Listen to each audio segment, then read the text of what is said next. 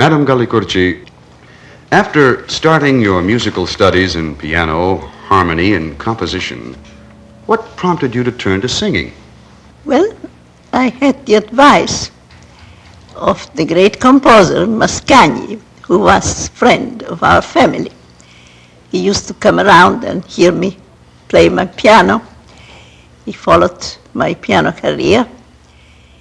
And one night we passed the old masters, Bellini, Donizetti, because he was always very interested in that old school. And it happened that the page of Buritani was opened up. And I just read it from being a good musician by that time. If I say so myself, excuse me. It's quite. And I sang the part that you know best because you have heard it from the records. So there he looked at me, very astounded, and says, "Why don't you make a career in singing? You have such an unusual timbre and a way to phrase that is quite personal. So start in that and try, and I'm sure you'll succeed." Madame Galli-Curci, in your first New York performance in Dinora, the audience, and I quote, went wild with excitement at the conclusion of the Shadow Song in Act 2. How long did it take to quiet them in order to finish the opera? Oh, dear me, I thought they never would go home. I remember that in the excitement of coming in the theater and going out, I don't know, they broke all the glass in the entrance door and the revolving doors.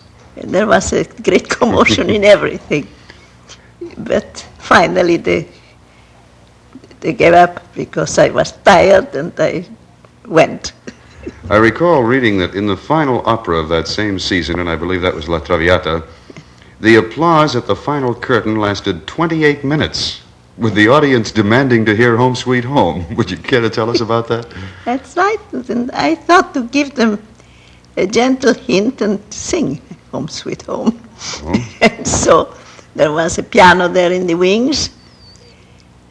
They rolled it in on the stage. I sang Home Sweet Home. And yet they wanted something after Sweet Home.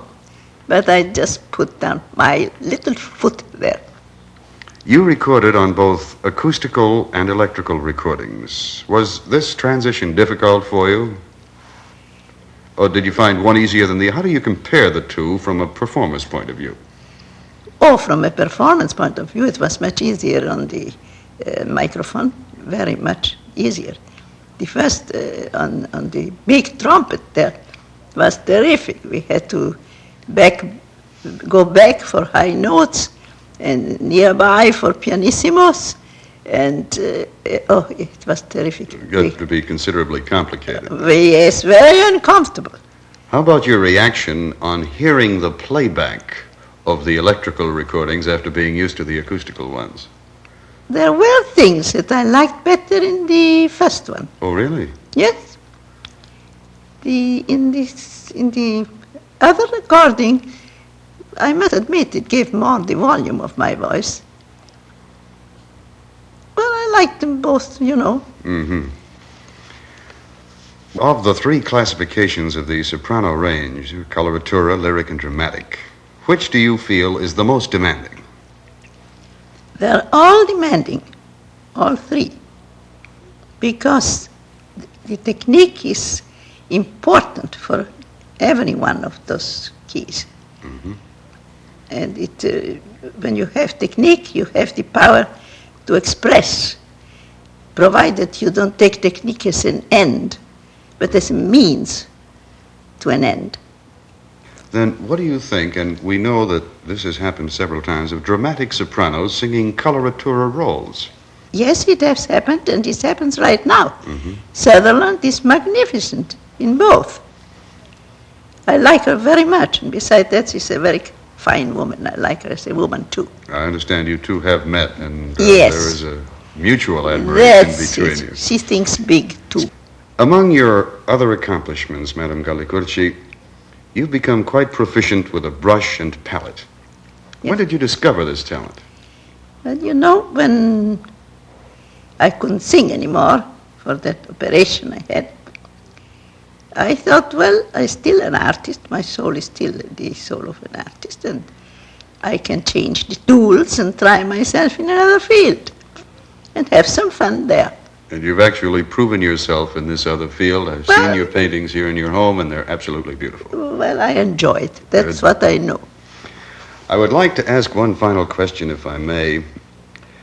Your experience in the world of opera has been so great and so successful.